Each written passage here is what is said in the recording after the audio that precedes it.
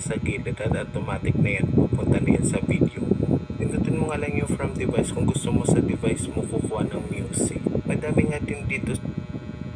Gusto mo ba maging vlogger